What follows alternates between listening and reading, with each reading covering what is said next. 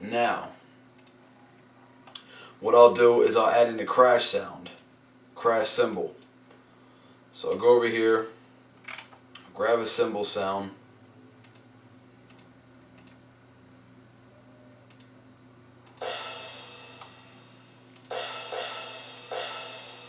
okay, now that I have my cymbal sound,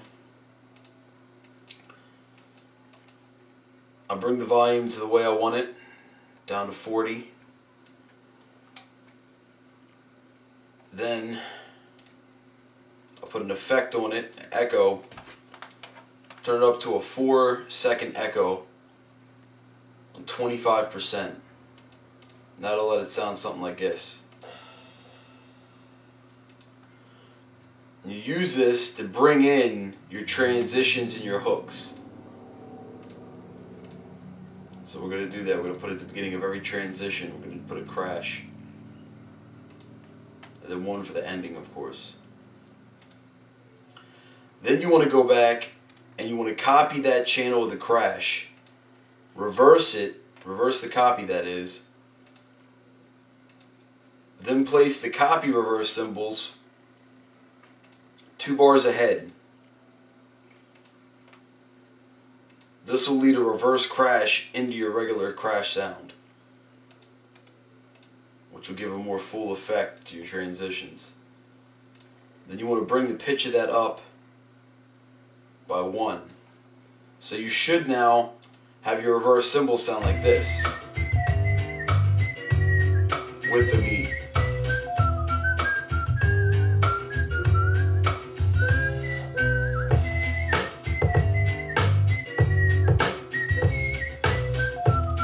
Okay, see, now I can tell I need to turn the pitch of the hi-hat crash down a bit, so that's what I'll do.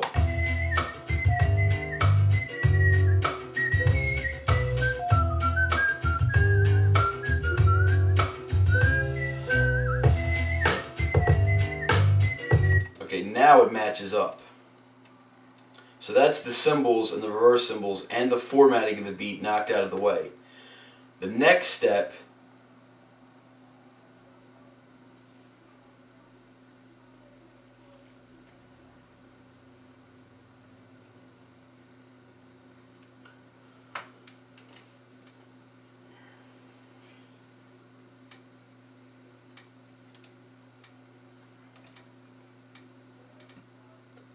The next thing that we're going to do now is add the effects to all the individual sounds and all the drums to bring the beat out more full. Okay, now that we have all of our drums and our instrumentation and the bass line done, the next step is to add the effects to the sounds themselves. So what I'm going to do is I'm going to start off by adding effects to the crashes, the hi-hats, and the main sample itself. To do that, I'll go into my effects mixer, choose the mix master track that I want, 5. Then I will pick the effects that I want. I'll put an overdrive on, a compressor, turn the attack all the way up,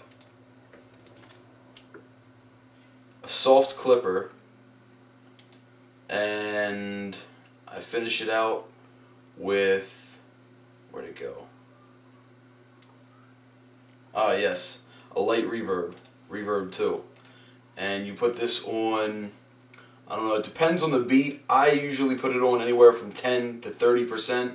I'll do 20%, or no, I'll do 15% for this. Okay, so now we've added the effects to the hi-hats, the crashes, and the sample itself. So let's listen to it as I add the effects so you can hear the difference and change.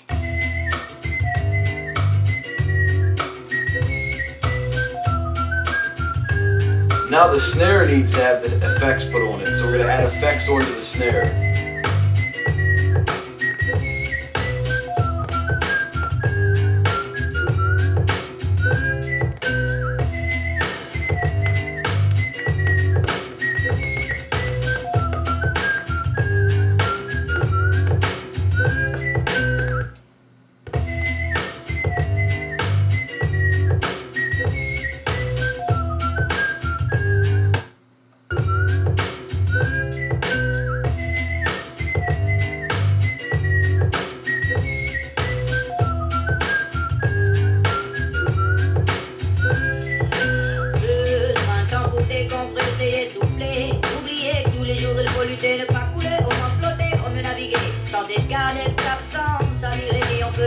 Now if you heard, you could hear a distinct difference in my snares, the main sample, the hi-hats, but not the kick yet. So what we're going to do now is add the effects onto the kick pattern. So I go into my effects bar 2 for the master track, and I put on an overdrive, a compressor, but this has custom settings. I put it on negative 13.1 on threshold, the attack all the way up to 400, and then put the gain up to 3.3.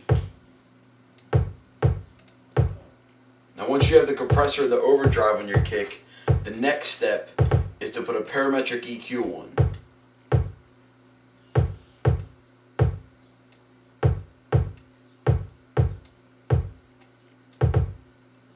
You want to drop your highest frequency down by maybe 15%.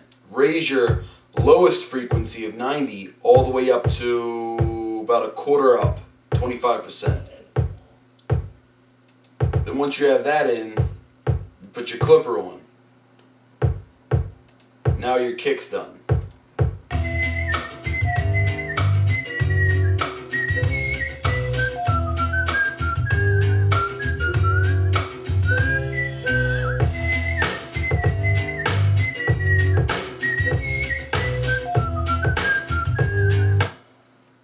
Now you've added all the effects to your individual drums and samples. The next thing you want to do is post the effects to your main master track.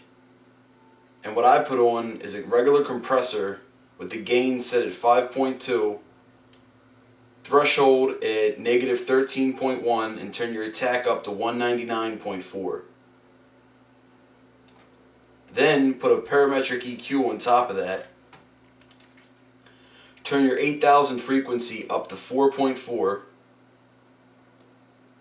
Then turn your 3000 frequency up to 2.2. Then test your mix again to see what your sound is like.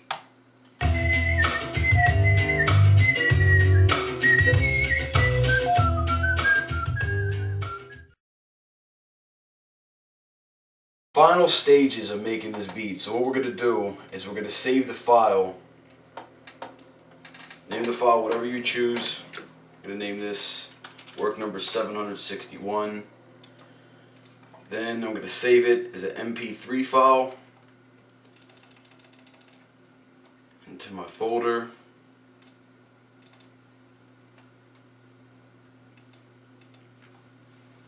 Put it into my instrumentals folder.